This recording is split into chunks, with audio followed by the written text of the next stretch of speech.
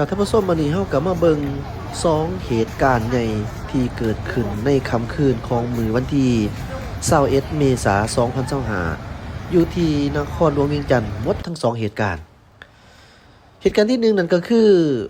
เหตุการณ์ไฟไหม้อยู่เขต ICU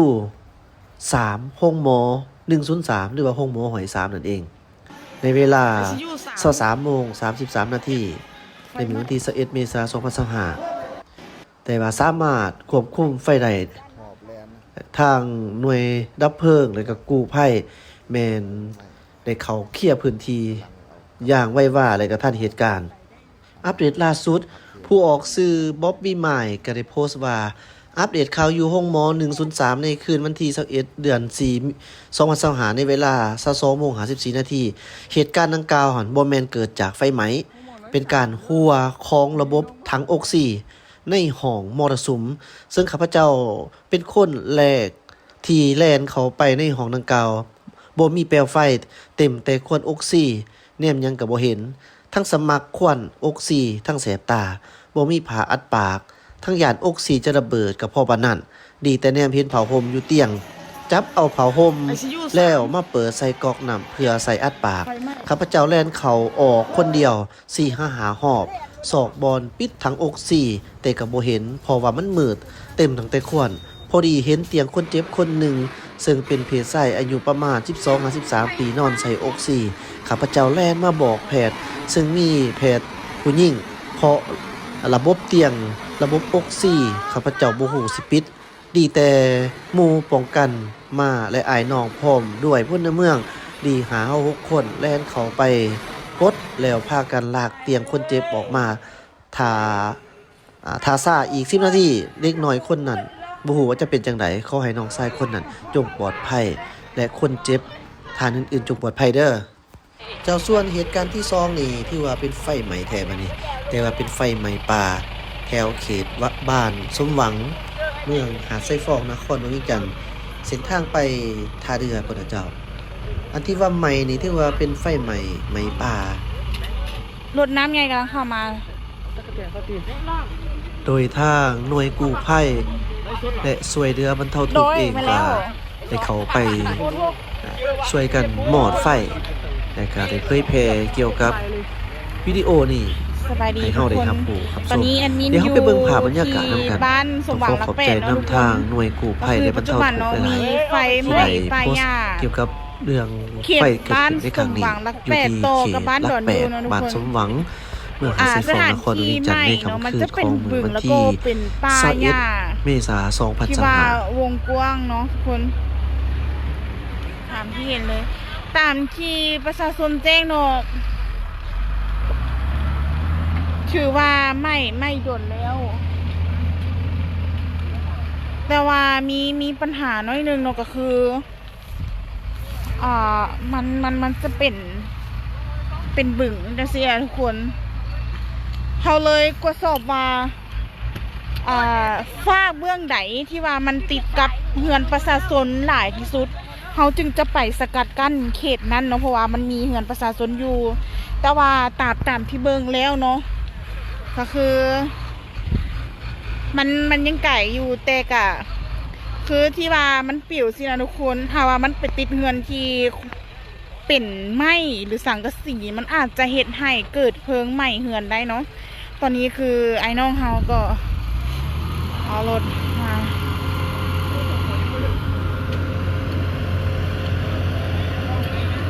เพราะว่ากวดทุกๆเส้นทางเลยเนาะทุกคนคือมันมีแต่เส้นทางจุดเดียวเท่านั้นที่ว่าสามารถเข้ามาหาหม่องนี่ได้เนาะคือเพลิงมันจะเป็นจุดไปแต่ว่าสาเหตุที่ว่ามันไหม้ก็คือยังในบ้านเธออย่างกำลังติดตามอยู่เนาะว่ามันไหม้ได้จังไหนมีคนจุดบอกหรือว่ามันเกิดจากสาเหตุอย่างจังสิ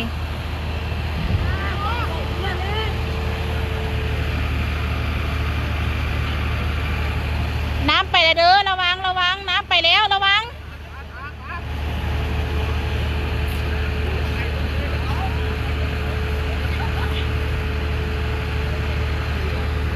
ตอนนี้กำลังหาส่งทางอยู่ทุกคนว่าจะเฮ็ดโนไดเพื่อให้น้ำเข้าไปทางในให้ได้เนาะทุกคน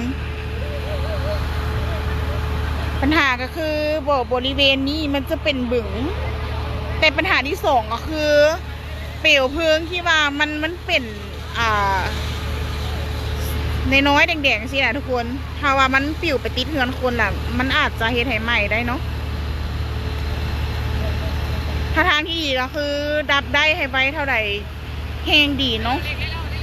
แถวใดของสมหวังนี่บอนที่แอดมินมาเนาะเข้าทั้งหลังสถานทูตเมกาเด้อเจ้าเพราะว่ามีเส้นทางนี้เส้นทางเดียวที่ว่าสามารถเข้าได้เนาะเพราะว่าเส้นทางหนึ่งที่ว่ามันลงทางหลังตลาดนี่มันรถใหญ่เข้าบ่ได้มีรู้สึกว่ามันมีแต่ส่งทางนี้ทางเดียวที่ว่าสามารถเข้ามาได้เนาะคือทางทีมงานเฮาเนาะหน่วยกู้ภัยช่วยเหลือและบรรเทาทุกข์นครหลวงเวียงจันทน์เนาะสมทบกับไอ้น้องกู้ภัยนครหลวง124และมูลนิธิ1623เนาะสมทบกันตอนนี้กำลังเร่งดับไฟ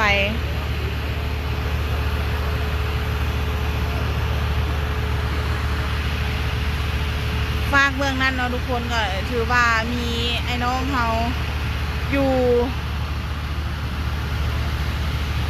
ฝากเบื้องนั้นเนาะก็มีไอ้น้องเฮาติดตามไม่เฮือนคนแล้วหวายังเธอเด้อเจ้าก็คือมันใหม่ไปอย่างเนาะตามที่เพิ่นว่าอยู่บนที่มันใหม่นี่มันจะเป็นบึงแต่ก็คือถ้าว่าเขาเจ้าเอิ้นแบบว่าเศษที่ว่ามันแดงๆเนี่ยทุกคนที่ว่ามันกำลังขึ้นนะถ้าว่ามันไปติดปิวไปถึงเฮือนคนเนาะมันก็จะสามารถเฮ็ดให้เป็นเพลิงไหม้เฮือนได้เนาะเท้าจอนนิวตามนี้เลยทุกคนเพราะฉะนั้นก็คือดับไว้เท่าใดแห่งดีเนาะอีกอย่างหนึ่งก็คือสภาพอากาศเดี๋ยวนี้มันโบปกติเนาะ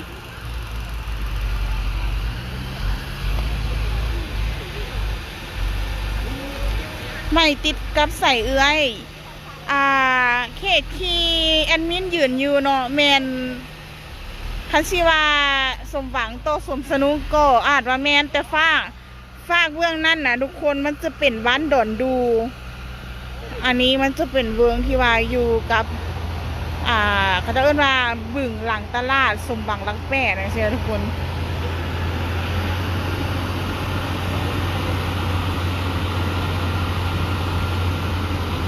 อยู่แถวไหนแอดมินอันนี้อยู่แถวลักแปดเจ้าแต่ว่าแอดมินลงมาทางหลังสถานทูตเนาะมันจะโตกันกับบ้านดอนดูเลยนะทุกคนย่างมาพี่ได้หนึ่งงับให้ค่อยแน่งับให้แน่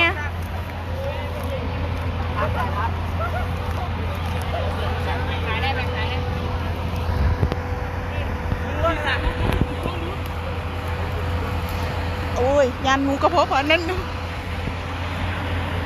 แมนไผ่เป็นคนจุดเนาะขั้นตอนนี้ก็คือเพิ่นยังสืบอยู่เนาะว่ามันเกิดจากหยังเกิดจากธรรมชาติบ่หรือว่ามีคนจุดอันนี้ก็ยังติดตามอยู่เนาะไฟไหม้ป่าวะแม่ละเจ้าอันนี้แอดมินกับบ่แน่ใจว่าข้าเจ้าเอิ้นว่าบึงอีหยังเนาะเพราะว่าอันนี้เพิ่นว่าสามารถเอาไปตำศาสตร์ได้แต่ว่าแอดมินบ่จื้อซื้อเนาะว่าซื้อหยัง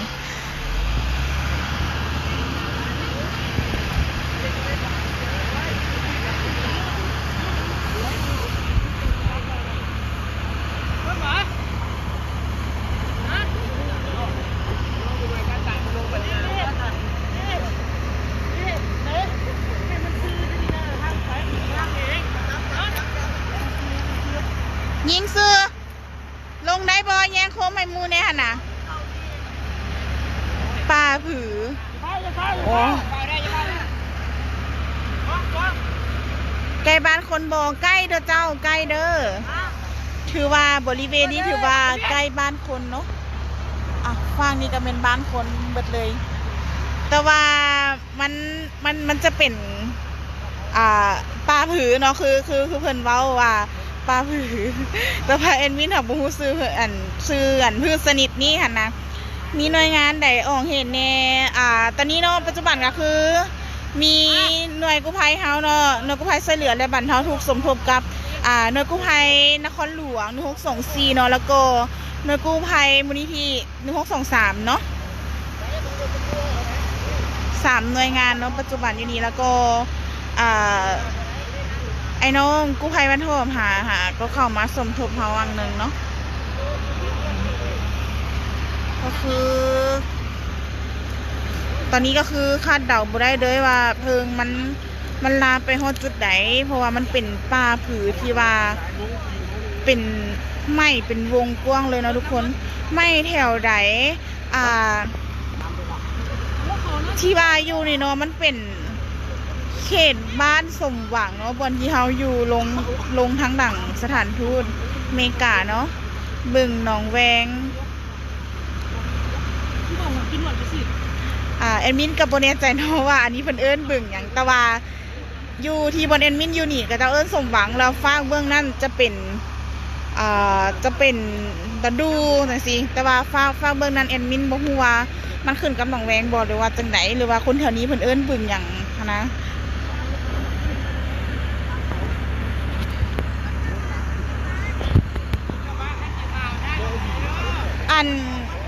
บ้านหอมย้ายรถแน่รถน้ำสิเข้ามา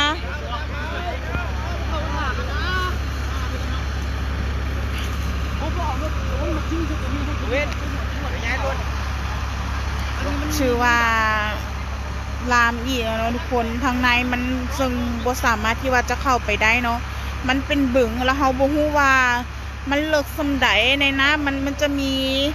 เป็นงูที่ว่ามีพิษอันตรายหรือบ่เนาะเพราะฉะนั้นเฮาได้เพียงแต่อยู่แคมป์ฟังสีสกัดกั้นเพื่อโบให้มันขึ้นมาไหม้ฮอนเฮือนคนเนาะมันไหม้ฮอดดอนดูโบอันนี้ยังบ่แน่ใจเนาะว่ามันฮอดฟางนั้นบ่เพราะว่าบอนที่อยู่นี่มันแนมบ่เห็นเพราะมันเป็นบึงกว้างใหญ่แฮงหั่นนะได้ก็มีไอ้น้องที่ว่าเพิ่นเฝ้าระวังอยู่ฟากเบื้องนั้นแน่แล้วเนาะแถวใดบอนแอดมินอยู่แถวสมหวังรัก8เด้อเจ้า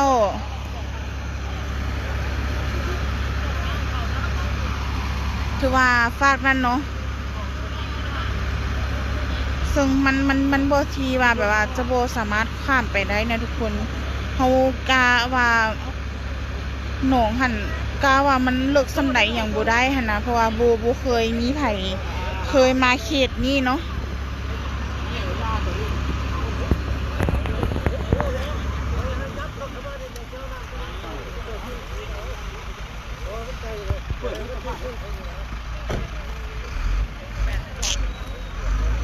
สิ่งสำคัญก็คือเฮาระมัดระวังอย่างที่ว่าไฟที่ว่ามันไหม้แล้วมันเป็นสเก็ตน้อยขึ้นถ้าว่ามันปิวไปติดเฮือนคนเนาะอันนี้แห้งอันตรายแห้งแล้วทุกคนจากที่ว่ามันจะไหม้หญ้ามันจะกลายเป็นไหม้เฮือนคนเลยเนาะมาปลดสายเฮ้ยมาพี่สายออกมาข้างวิวเดี๋ยวมาเบื้องนี้เลยผู้สายออกข้างวิวมาดูคนเขาน่ะเขตหนองแวงยังบ่รับหวายังเธอเด้อเดี๋ยวแป๊บนึงยังบ่ดามเธอเด้อเพราะว่าเขตนี้ก็ลมมาเป็นบาทเนาะซึ่งลมก็สำคัญเฮ็ดให้เพลิงมันลามไวขึ้นพร้อมซี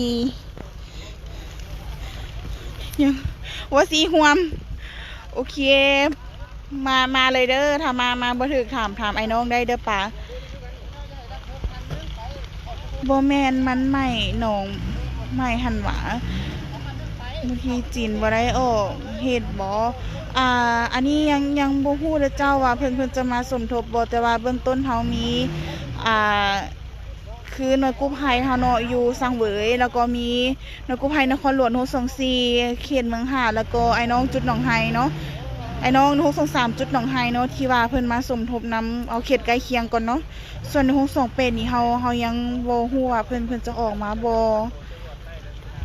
สู้ๆเด้อลูกกู้ภัยเฮาเป็นกำลังใจให้เจ้าขอบใจหลายเด้อเจ้าขอพิกัด1นาทีฮอดโอ้พิกัดเข้ามาทางข้างสถานทูตลาวอเมริกาเนาะ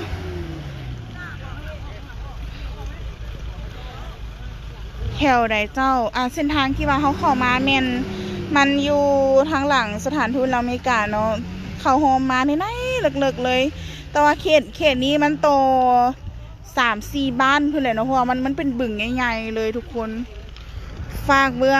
งนั้นมันจะเป็นดอนดูฝากเบื้องนี้จะเป็นหลักเป็ดแต่ว่าฝากเบื้องนั้นตามที่แอดมินอ่านคอมเมนต์เพื่อนว่าเป็นบ้านหนองแวงเนาะถือว่าเขตนี้เป็นเขตเมืองหาดทรายฟองหมดเลยหนองแวงหลังบ้านเฮาแนมไปก็เห็นฟากหนองแวงไฟฟากเบื้องนั้นใหม่โบหรือว่าใหม่แต่ทางเบื้องนี้เพราะว่าแอดมินอยากจะฮู้เนาะถ้าว่าฟากเบื้องนั้นใหม่มันถ้าว่าใหม่เนี่ยนะมันสามารถลดเข้าไปได้โบถ้าว่าเข้าไปได้เนาะเฮาก็จะระดมไอ้น้องไปสมทบฟากเบื้องนั้นเพื่อสกัดกั้นไว้บ่ให้เพลิงมันลามไปไกลแล้วก็บ่ให้ที่ว่ามันเป็นเปลวไฟน้อยๆจังซี่นะทุกคนถ้าว่ามันปลิวไปติดเฮือนคนก็ถือว่าไฟไหม้เลยเนาะปลิวไปถึงใส่ก็ถือว่าไหม้นะทุกคนคือมาไหม้ใกล้แท้ยังบ่ดับหวายังเถอะเด้อรถดับเพลิงจักคันน่ะปัจจุบันก็คือพอมีของรถไอ้น้อง1623แล้วก็ของ1624เนาะที่ว่าเพิ่นมาสมทบแต่ว่าก็ยังต้องการอีกอยู่เด้อใครที่ว่าอยากจะมาสมทบสามารถเข้ามาสมทบได้เด้อ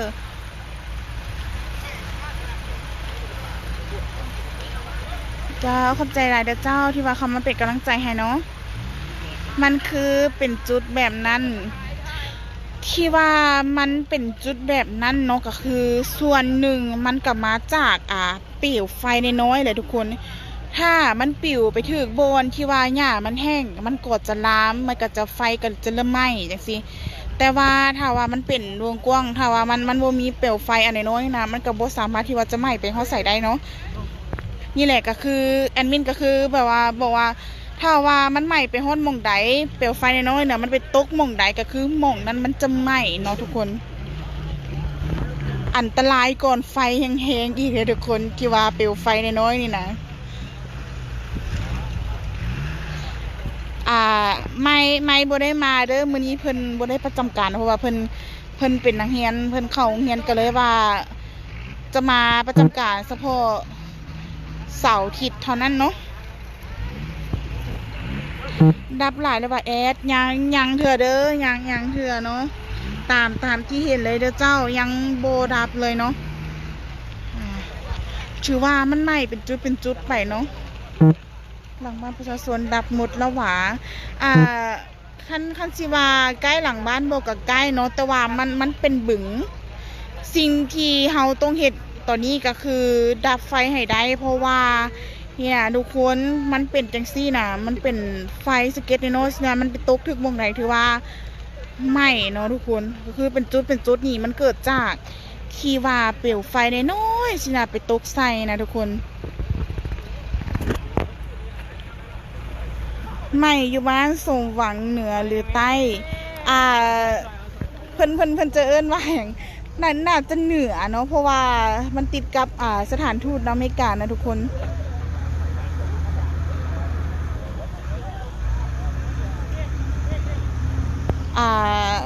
บ่เป็นอย่างเด้อเจ้าถ้าว่ามันใหม่แฮงเนาะ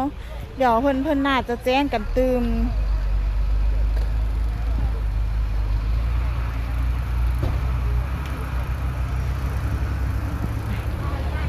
ตอนนี้ไอ้น้องเขาก็ถือว่าโดมเนาะรถมาอีกคันหนึ่งแล้วเนาะทุกคน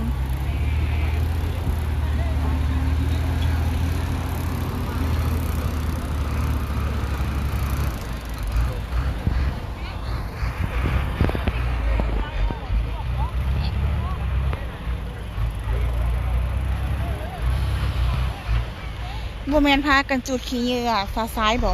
อ่าอาจจะบ่แม่นเนาะเจ้าเพราะว่าอันนี้มันเป็นบึงผือแล้วเวลาที่ว่าก่อผือมันเป็นใบที่ว่ามันแห้งนะเวลามันแห้งมันก็จะทับแล้วทางพื้นเนาะมันก็จะเป็นแบบคล้ายๆแบบเป็นสั้นคือแกะอย่างประมาณนี้คืออันแกะที่ว่าแพ็กกันเครื่องเสียทุกคนมันจะเป็นสั้นแบบนั้นเนาะ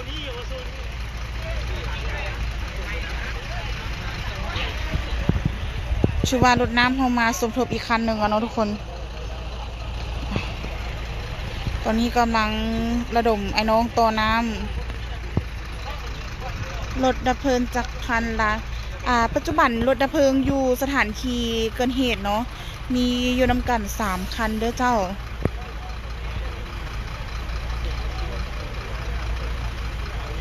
อยู่เขตดินวางคอยละ9บ่กะอันนี้เขาพูดเหตุใจเนาะว่าเพิ่นเอิ้นละ9บ่แต่ว่าเขาเข้าทางข้างหลังสถานทูตเนาะแล้วก็มันเป็นบึงใหญ่ๆเลยเป็นบึงผือใหญ่ๆเลยเนาะทุกคนชื่อว่ามันก็ยังไหม้เป็นจุดพี่น้องทุกคนแต่ว่าจุดนี้มันจะแห้งกว่าหมู่คือแห้งขึ้นเรื่อยๆบัดนี้แม่นแล้วเจ้าเพราะว่าสถานที่เฮาอยู่เนาะลมมันจะมาเป็นบาดถ้าเวลาลมแห้งเนาะมันก็จะไปต้องถึกเปลวไฟแล้วก็สะเก็ดไฟมันก็จะปลิวไปเรื่อยๆเนาะถ้าว่ามันไปตกถึกม่วงยาแห้งมองใดมันก็คือจะไหม้เป็นจุดไปเลยเนาะ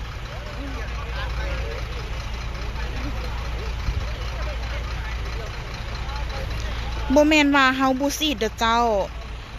ตามที่เห็นเนาะมันเป็นบึงใหญ่เนาะแล้วน้ำที่เฮาซีดไปมันก็จะได้แค่ครึ่งหนึ่งเท่านั้นเพราะว่าบึงนี่บ่มีไผฮู้เลยเนาะว่าความลึกของมันนะเท่าใดแล้วมันจะมีสัตว์ที่ว่าเป็นพิษนะหลายส่ำใดเนาะ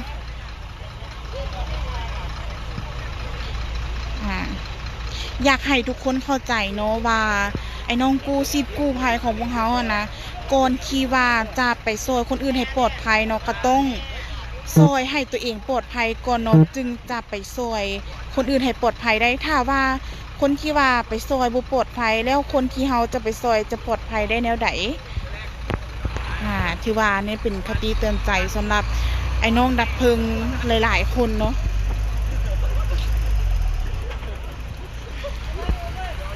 จังใดกะพวกเขากะจะพยายามสีนให้ดับเนาะทุกคน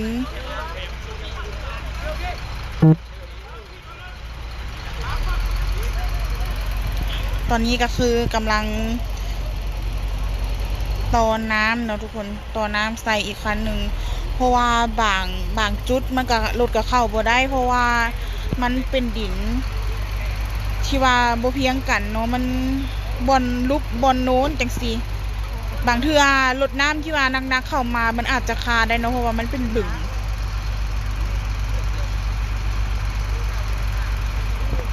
ไฟใหม่เป็นสาเหตุเฮ็ดให้ไฟดับบ่เกี่ยวกันบ่อันนี้มันไหม้ป่านะเจ้าบ่ไหม้มันบ่แม่นไหม้เฮือนคนเนาะถ้าแม่นไหม้เฮือนคนก็อาจจะเฮ็ดให้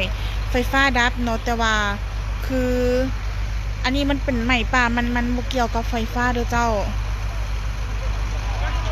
ขอบใจทุกคนเด้อที่ว่าเข้ามาเป็นกำลังใจให้ไอ้น้องทุกคนเนาะมื้อนี้ก็ถือว่าจะเฮ็ดภารกิจให้เต็มที่เนาะเฝ้าระวังเพลิงอยู่นี่เนาะจะเฮ็ดให้เต็มที่เลยเนาะทุกคนขอบใจเด้อทุกคนที่ว่าเข้ามาเป็นกำลังใจให้แอดมินแล้วก็ไอ้น้องทุกๆคนที่ว่าปฏิบัติหน้าที่เนาะป้าแถวใดเนาะปลานี่มันจะเป็นปลาก็จะเอิ้นว่าบึงหนองผือสิ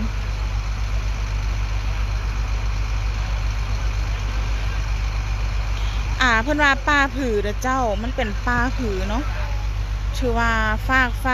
เบื้องนี้ถือว่าเริ่มดับแล้วเนาะ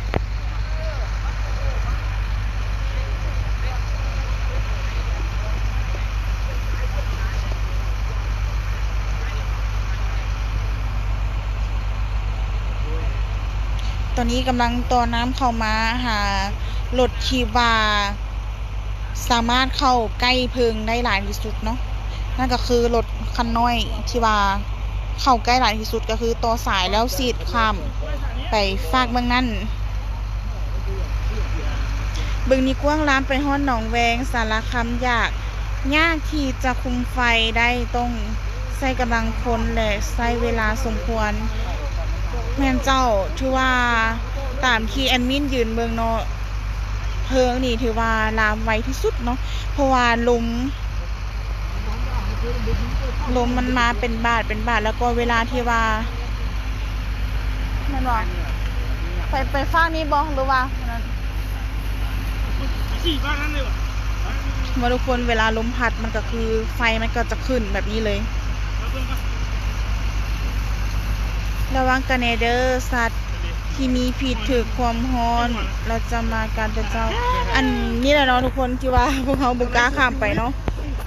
เพราะเขาบ่ฮู้ว่ามันจะมีสัตว์ที่ว่ามีพิษหลายโบหรือว่าโบหลายเนาะเพราะว่ามันเป็นบึงแล้วนี่แน่นอนว่าสัตว์มีพิษหลายเนาะหัวน้อย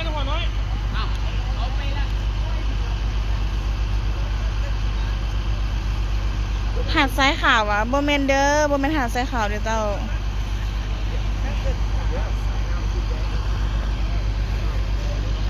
นั่งได้บ่นั่งได้บ่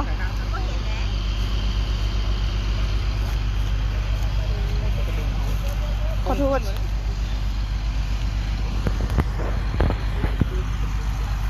ไปเก็บมึงเก้าเลยดีล่ะ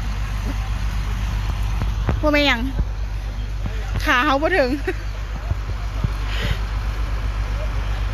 ลักแปดบอลบึงหนองบัวหวางอันแอ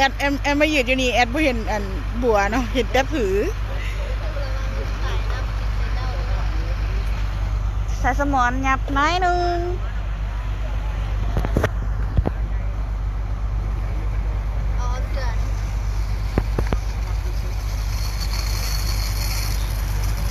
หรือบอลไหนเอ้ยมันเป็นป่าหนองผือนะเจ้าที่ว่าเข้าทางหลังสถานทูตเนาะ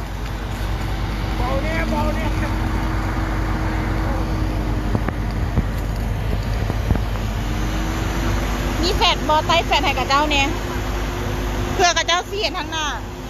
ไปแล้วแม่น้ำจีบ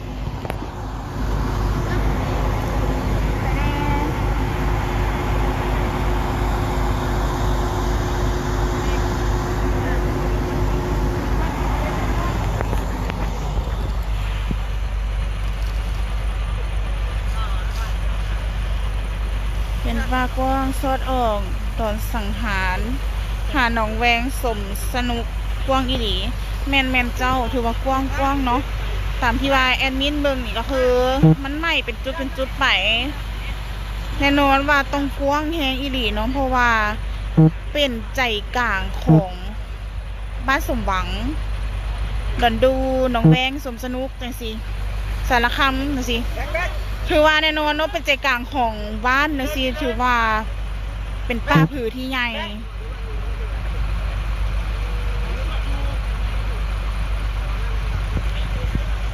ตอนนี้ไอ้น้องกำลังเล็งสีสกัดกั้นเพลิงเนาะเพราะว่าลมพัดแล้วก็มันเป็นแนวนี้แหละทุกคนไปถึงป่ามุมใดมันก็ไหม้เป็นจุดไหม้เป็นจุดใหม่เนาะขอน้ำเลยได้บ่น้ำยี่รถเฮา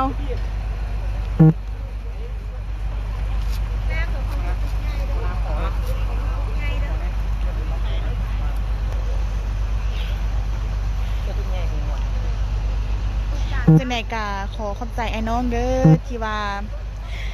คอยซัพพอร์ตเนาะเอ้ยอ้ายที่ว่าให้กำลังใจมาโดยตลอดอยู่แข่งใดสู้ๆเด้ออยู่นครหลวงเวียงจันทน์เด้อเจ้า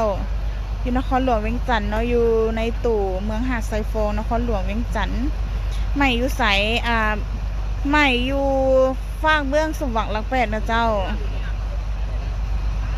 ระวังงูในเด้อกู้ภัยงูหลายแถวนั้นแอดมินกับไอ้น้องกันระวังอยู่เนาะถ้า ถ้าว่าพื้นที่มันเป็นพื้นเพียงนะทุกคนรถใหญ่ทุกคันสามารถเข้ามาได้เนาะแต่ว่าอันนี้มันพื้นมันบ่เพียงที่ว่าเพิ่นถมแล้วเพิ่นบ่ได้เกตนะทุกคนพื้นมันก็จะเป็นวันนี้บอนลุกบอนโนนจังซี่แอดยังหับอาสาอยู่บ่โซนนี้ยังเด้อเจ้ายังเด้อเพราะว่าเวียกเฮายังหลายเนาะยังเคลียร์เวียกบ่แล้วอีกอย่างนึงก็คือหาก็แล้วสงกรานต์เนาะเฮาก็เลยว่ายังบ่ทันได้เปิดรับเทื่อถ้าว่าเปิดรับเดี๋ยวแอดมินจะแจ้งลงทางเพจอีกเทื่อนึงเด้อดับแล้วหวายังเด้อเจ้ายังบ่ทันได้ดับเทื่อเด้อเจ้าก็คือตอนนี้ก็คือมันไหม้เป็นจุดไป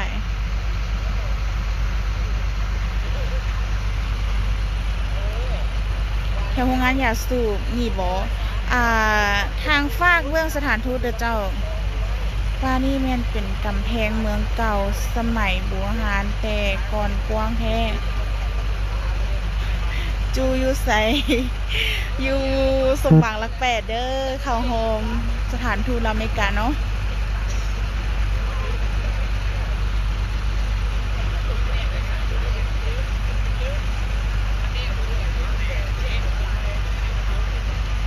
ตามทุกคนเห็นเลยเนาะทุกคนก็คือเวลาที่ว่าลมพัดน่ะไฟมันจะขึ้นไวแล้วก็สะเก็ด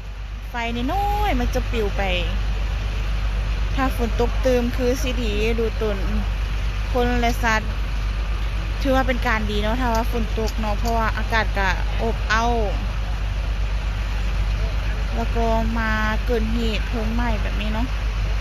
ซึ่งมันก็บ่เป็นการดีเนาะถ้าสะเก็ดไฟมันถือไปบอนไหนก็คือไฟไหม้หม่องนั้นเนาะ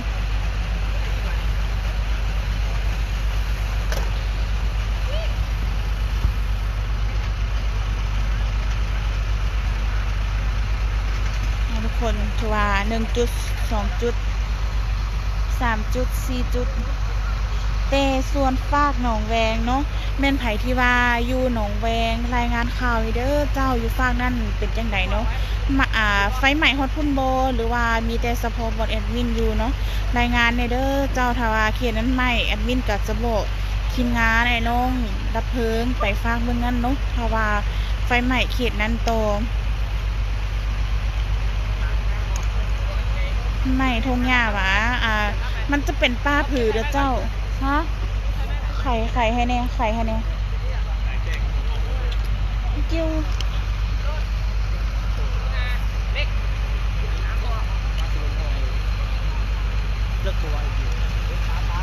เอื้อยกับบ่เคยมาถ้าถามเอื้อยว่าเลิกบ่เอื้อยกับบ่เคยมาคือกันมีเฮือนคนบ่มีแต่เจ้ามีเด้อรถ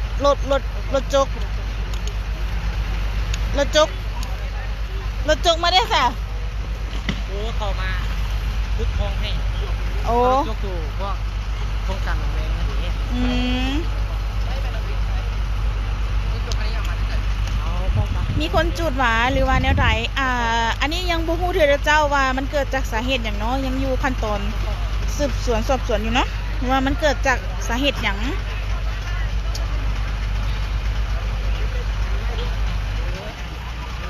แถวใดเส้นทางสมหวังเด้อเจ้าหลังสถานทูตเนาะอยู่บ้านสมหวังเด้อเจ้าเข้าทางหลังสถานทูตลาวอเมริกาเนาะมีเฮือนประชาชนบ่มีเด้อเจ้าแต่ว่าก็มันเป็นบึงเนาะทุกคนซึ่งถามว่ามันสามารถข้ามมาได้บ่เรื่องข้ามมาได้แน่นอนว่ามันข้ามบ่ได้เนาะแต่ทุกคนเบิ่งสะเก็ดไฟนี่เนาะเวลาลมพัดมันปลิวไปถึงหม่องใดถือว่ามันไหม้หม่องนั้นเนาะซึ่งว่าอันตรายแฮง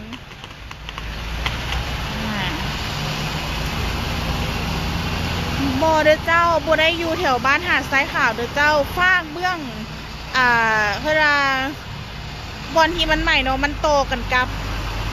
บ้านดอนดูหนองแวงสมสนุกจังซี่บ่แม่นฟากหาดทรายขาวเด้อเจ้าตอนนี้น้องไอ้น้องเฮากะกำลังระดมฉีดน้ำไฟอยู่เนาะเพื่อสกัดกั้นบอนที่มันไหม้แห้งเนาะเพื่อบ่ให้เก็บไฟที่ว่ามันผิว สิทุกคนเวลาลมพัดมันก็จะเป็นเกล็ดจังซี่มันตกถึงมองใดมันก็จะไหม้เป็นจุดนะทุกคนถือว่าปัจจุบันมีอยู่นำกัน4จุดเนาะแต่ว่าจุดใหญ่ๆแม่นจะแม่นฟากเมืองนี้เนาะจุดใหญ่สุดก็คือฟากเมืองนี้เลยใกล้เสาไฟบ่ใกล้เด้อเจ้าตามที่แอดมินเบิ่งเนาะบ่ใกล้เลยบ่ใกล้รักเสาไฟเนาะเจ้าขอบใจหลายเด้อเจ้าที่ว่าเข้ามาเป็นกำลังใจให้ไอ้น้องพวกเราเนาะตอนนี้จังโมงแล้วเมื่อกี้10 โมงไม่ก่อนเขาว่าไม่ตรงเขาไปตรวจห้ามเลยก็ถือว่าดุลแล้วนี่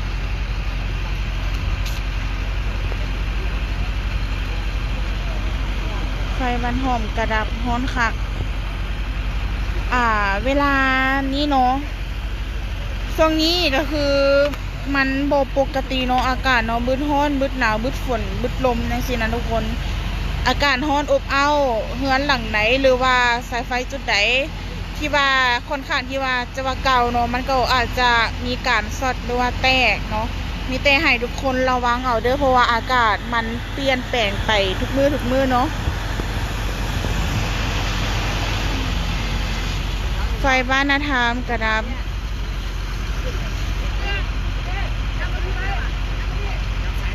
ถ้าว่าไฟดับเนาะก็คือขอให้ทุกคนระมัดระวังสัตว์ที่ว่ามีพิษเนาะ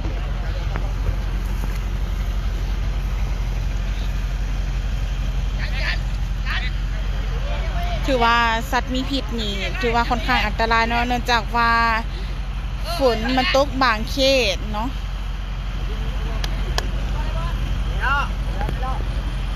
ฝนมันตกบางเขตจังซี่มันอาจจะเฮ็ดให้สัตว์มีพิษที่ว่าไปลี่อยู่บนที่ว่ามันอับมันซุ่มเนาะไฟดับแต่หัวแรงฮ้อนคักแอดมินก็เห็นหลายๆพื้นที่เนาะที่ว่าดับเนาะทุกคนหรือว่าช่วงนี้เนาะมันเป็นอากาศที่ว่าร้อนบางบ้านก็คือไฟบ่พอเนาะทุกคนทางหลังสถานทูตเลยบ่แม่นแล้วเจ้าแต่ว่ามันจะมีหอมลงมาในไหนเนาะสู้ๆเด้อเป็นกำลังใจให้ดับไฟได้ไวๆเจ้าขอบใจหลายเด้อเจ้าคือว่าฟ้านี่ก็คอยดับไปแล้วเนาะจุดใหญ่ก็คือ2จุดนี้แล้วทุกคน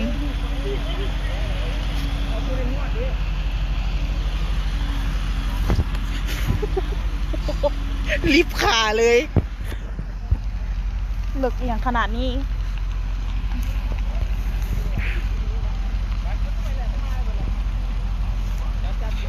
เจ้าขอบใจหลายๆเด้อเจ้าอยู่เมืองไหนเหตุเกิดอยู่ที่เมืองหาดทรายฟองเด้อเจ้าบ้านสมหวังเมืองหาดทรายฟองนครหลวงเวียงจันทน์เนาะที่ว่าไม่อยู่ไสไม่อยู่บ้านสมหวังหลัก8เด้อเจ้าเข้าทางหลังสถานทูตอเมริกาเนาะถือว่าเฮาอ้อมมานี่ถือว่าทุกๆบอนแล้วเนาะแต่ว่าบอนที่เข้าได้ก็คือมีแต่หม่องนี่แต่ฝากเบื้องอื่นหั่นนะเฮาบ่แน่ใจว่ายังใหม่อยู่บ่แม่นไผที่ว่ากำลังเบิ่งกำลังติดตามเนาะแอดมินฝากเบิ่งซอยแน่ว่าแม่นไผที่ว่าอยู่ใกล้เขตหนองที่ว่าเพิ่นเอิ้นว่าบึงหนองแวงเนาะเบิ่งซอยแน่ว่าฝากใดที่ว่ามันไหม้จังซี่มันไหม้ไปฮอดฟ้าเบิ่งนั้นบ่หรือว่ามันมีแต่จุดเดียวที่ว่าไหม้เนาะทุกคนฝากเบิ่งซอยแน่เด้อเสียงแอดมินคุ้นๆเนาะแอดมินซื้อหยังแอดมินซื้อจูเด้อหลายๆคนก็เข้าใจว่าแอดมินเป็นเอื้อไก่เนาะแอดมินบ่แม่นเอื้อไก่เด้อทุกคนแอดมินซื้อจู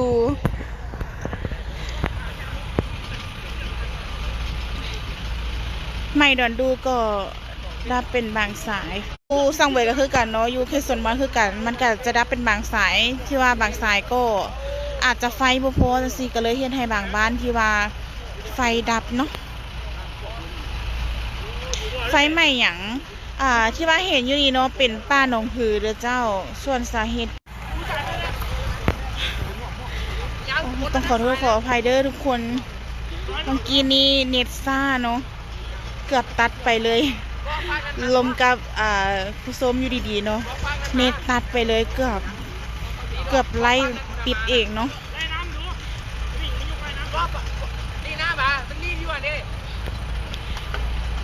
ที่ว่า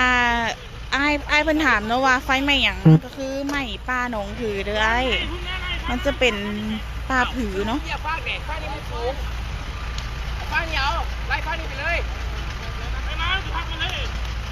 อันนี้คือจะย้ายวะจะย้ายโทรน้ำวะโทรน้ำเบิดก่อนเอาเชือกเอานะเสี่ยวไปเอาน้ำอันไหนฟ้าคุณมันจะสีดำไปหอดอัดทานตับฟ้าท่านกระลางสมบ่มันเป็นอย่างซี่นะมันเป็นปลาผือมันน่าจะบ่ข้ามแต่ว่านี่แหละระวังเปลวเดี๋ยวทางยางเขาคิดว่าทางยางได้สบายเลยเอาทางยางก็เป็นทางนั้นก็โอ้เป็นทางดำนะถึงเวลาแล้วคอยขี่ไปคนจุดตีจึงใหม่ปลาอันนี้ยังอยู่ขั้นตอนตอนสืบสวนสอบสวนอยู่เนาะทุกคนว่ามันใหม่จากสาเหตุอย่างจากคนจุดบ่หรือว่าจากภัยธรรมชาติหรือว่ามีคนจุดขี้เหยื่อแล้วเปลวไฟของขี้เหยื่อมันมาติดเนาะเสียงคือเสาไก่แอดมินมีอยากจะบอกเนาะบ่แม่นว่าแต่เสียงคือเนาะหุ่นก็คือกันเลยเนาะโอเคชื่อว่าไอ้น้องเพิ่นออกไปเอาน้ำเนาะมองนี้มันก็อาจจะมืดๆเนาะซึ่งเฮ็ดให้เห็นเปลวไฟดีเลยทีเดียวนะทุกคนอันนี้ก็คือ1จุด2จุด3จุด4จุดเนาะทุกคนที่ว่าใหม่มีเพิ่นมาจุดเกิดเหตุนี่เนาะเพิ่นว่าฝากเบื้องดอนดูก็ไม่คือกันแต่ว่าบ่แฮงเท่านี้เนาะสู้ๆเด้อไอ้น้องกู้ภัยเจ้าขอบใจหลายเด้อที่ว่าเข้ามาเป็นกำลังใจเนาะตอนนี้ก็คือน้ำหมดเนาะไอ้น้องเขาต้องได้ออกไปเติมน้ำจังซี่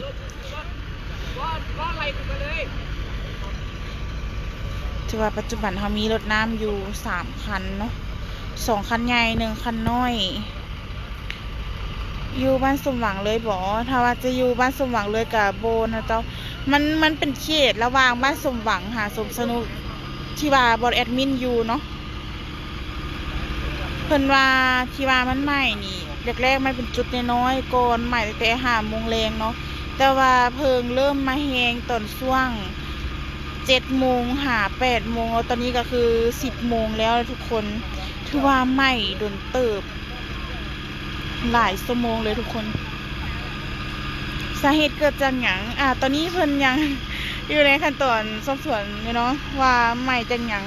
ถามคนแถวใกล้ๆเนาะอันนี้เป็นให้มอบให้เจ้าหน้าที่หรือว่าทางบ้านเพิ่นจัดการเนาะส่วนหน้าที่เฮาก็คือสกัดกั้นไฟไปก่อนเพราะว่าไฟจริงๆทุกคนเวลาลมพัดแล้วมันแตกเป็นแบบนี้เนาะมันปิวไปแล้วมันก็ไหม้เป็นจุดไปอย่างที่ทุกคน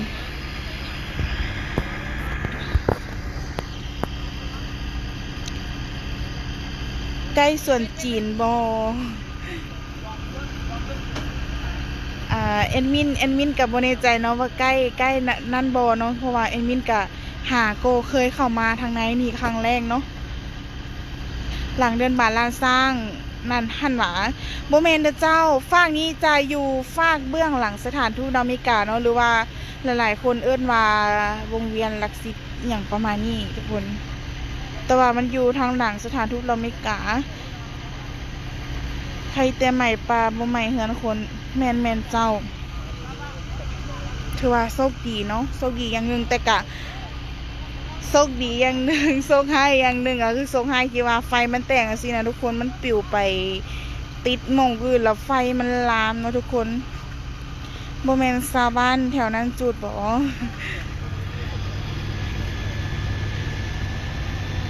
เจ้าขอขอบใจหลายเด้อเจ้าเมืองหยังวันที่แอดมินอยู่เนาะเมืองหาดทรายฟองนครหลวงเวียงจันทน์เด้อเจ้าเมืองหาดทรายฟองนครหลวงเวียงจันทน์เนาะ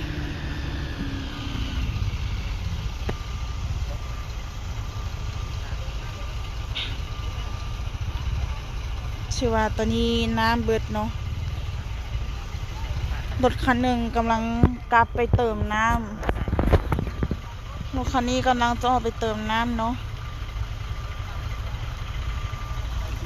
ฮะโดนมีโดนน้ำอีกมีโดนซองเนาะว่าไฟใหม่กว้างบอหรือบ่กว้าง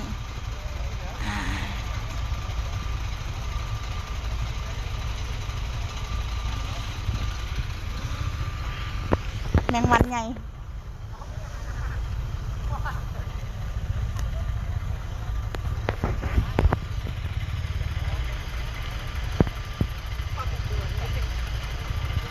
ของหน่วยงานเนี่ยวะฮะเงินเหรอ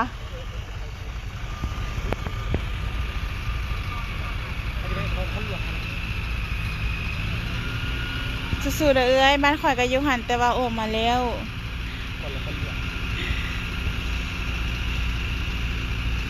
คันแอดมินจะย่างไปใกล้เพิ่นก็ย่านเสียงรบกวนเนาะแต่ว่าบนแอดมินอยู่นี่ก็ยืนอยู่เงามะพร้าวทุกคนคันบ่ยืนอยู่เงามะพร้าวนี่ก็ถือว่าพาทุกคนบ่เห็นเพิงเลยเนาะถือว่าก็ไฟก็สงบได้บางส่วนน้ำอยู่หันก็มีโบแมนหวามีเจ้าน้ำนี่มันเป็นบึงเนาะมีแต่ว่าคือหลายๆคน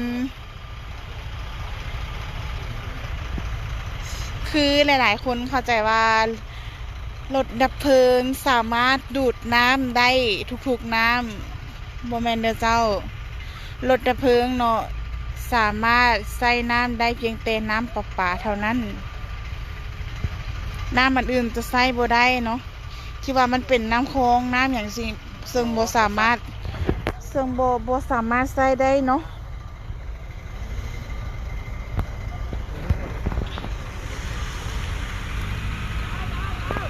แม่นนะเจ้าเหลือแต่ส่วนกลางทงเนาะซึ่งเฮาต้องได้ระวังเพราะว่ามันขึ้นมันแตกจังซี่นะทุกคนแล้วมันปิวไปติดหม่องอื่นแล้วก็มันก็ไหม้ไปตื่มจังซี่ตอนนี้ไอ้น้องตำรวจเพิ่นก็ใส่โดรนเพื่อถ่ายเบิ่งเนาะว่าจุดไหนที่มันไหม้จุดไหนที่ว่าไฟไหม้คอยไหม้แห้งเนาะบริเวณนี้ถือว่าจุดนี้ถือว่าแห้งก่อนหมู่เนาะปัจจุบันเพราะว่าฝากเบื้องนี้ก็ถือว่าเหลือเป็นไฟน้อยๆเนาะที่ว่ามันแตกเท่านั้นให้ทุกคนเห็นบ่เห็นเปลวไฟแดงๆว่าที่มันแตกแต่ส่วนเครื่องกลางคุณก็ถือว่าแห้งเนาะแล้วก็ฟ้านี้ก็ถือว่ากำลังไหม้คือกัน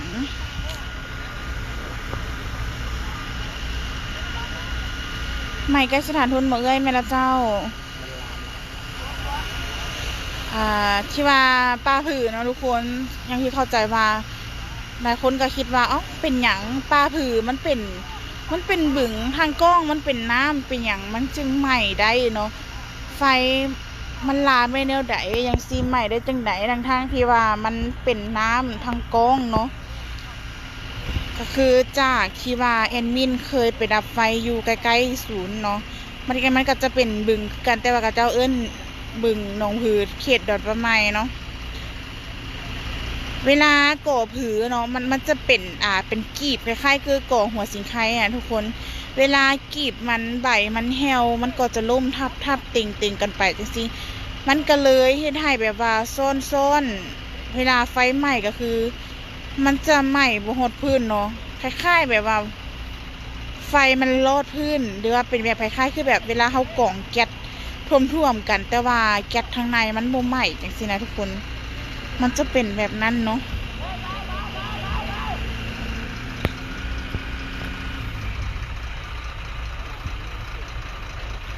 บ่ใกล้เฮือนคนบ่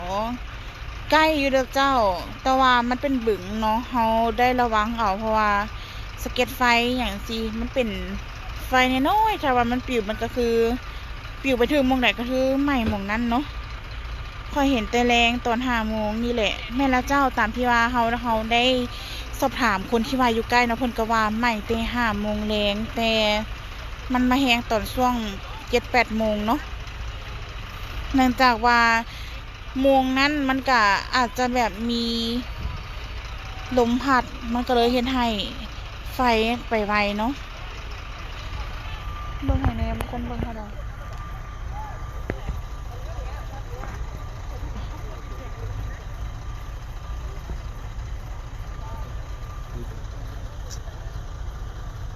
เบิ่ง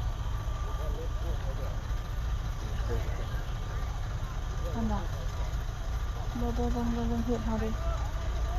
เพราะว่าตอนนี้เน็ตซ่าเนาะทุกคน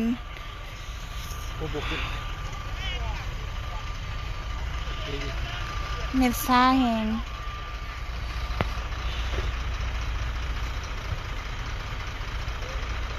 บ้านใกล้กันบ้านดอนดูบ้านข่อยอยู่ทางเทิงหลังสีขาวแอดมินบ่เห็นอย่างเลยเนาะเพราะว่ามันมืดแฮงเขาเบิ่งให้แน่ว่ามีเน็ตมันได้บ่เพราะว่าเมื่อกี้นี้มันตัดไปแล้วเห็นแต่คอมเมนต์ขึ้นบ่ฮู้ว่าภาพเป็นจังได๋ภาพมันมัวบ่หรือว่าบ่มัว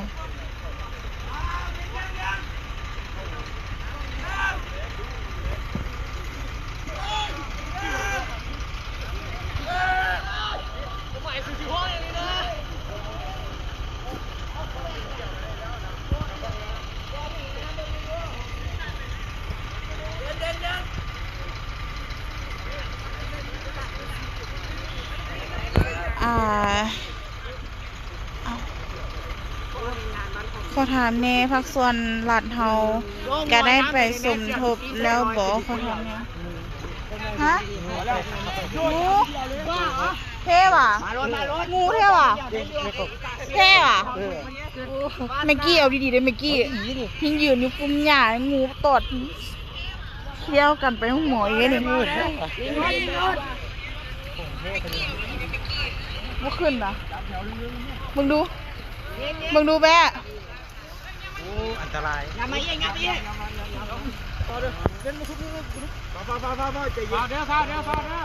นี่นะฟ้าเด้อเมนละเจ้าตอนช่วง8 โมงเนาะทางทีมงานเฮากะขี่รถอ้อมบริเวณเขตนั้นเนาะเพื่อแบบว่าเบิ่งว่าช่องทางใดเขตใดโฮมใดที่ว่ามันเข้าไปได้บ่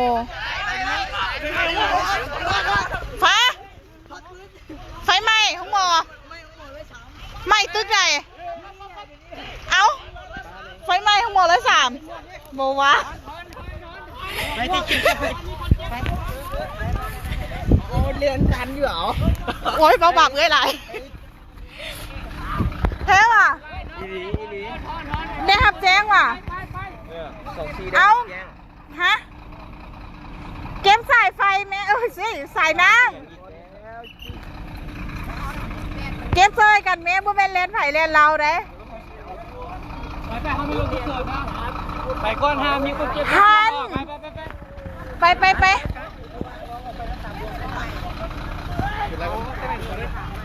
เดี๋ยวแอดมินขออนุญาตปิดไลฟ์ก่อนเดี๋ยวเจ้าเดี๋ยวแอดมินจะไปประสานงานเนาะเดี๋ยวขออนุญาตปิดไลฟ์น้อยนึงเนาะเพราะว่ามีเหตุด่วนเนาะเหตุฉุกเฉินอีกเนาะเดี๋ยวขออนุญาตปิดไลฟ์น้อยนึงเด้อทุกคนเดี๋ยวแอดมินกลับมาไลฟ์ให้เบิ่งเนาะ